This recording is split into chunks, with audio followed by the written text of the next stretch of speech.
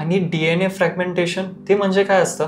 हां, DNA fragmentation खूप महत्त्वाची गोष्ट असते. स्पर्मचे जे हेड असतं त्याच्यातला DNA किंवा जेनेटिक मटेरियल ह्याच्यामध्ये जर ब्रेक्स असले तर ह्या शुक्राणू जो गर्भ बनवेल त्या गर्भाची क्वालिटी खराब असू शकते.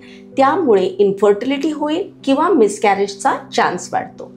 आता स्पर्म DNA फ्रॅगमेंटेशन कमी करण्यासाठी खूप लाईफस्टाईल चेंजेस करणं गरजेचं आहे. ओबेसिटी कमी करणं, खूप fruits, green leafy vegetables, dry fruits आपल्या दैनंदिन जीवनात इन्क्लूड करणं, खूप गरम पाण्याने अंघोळ न करणं, स्मोकिंग, ड्रिंकिंग अवॉइड करणं, ह्या जर सगळ्या गोष्टी केल्या तर स्पर्म DNA फ्रॅगमेंटेशनचं प्रमाण आपण नक्कीच कमी करू शकतो. खूप लोकांना हे माहितीच नसतं.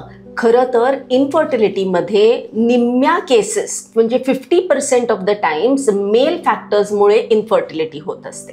हो, मग आता उशीर झाला आहे का? अजिबात नाही, तुम्ही तर एकदम वेळेत आला आहात.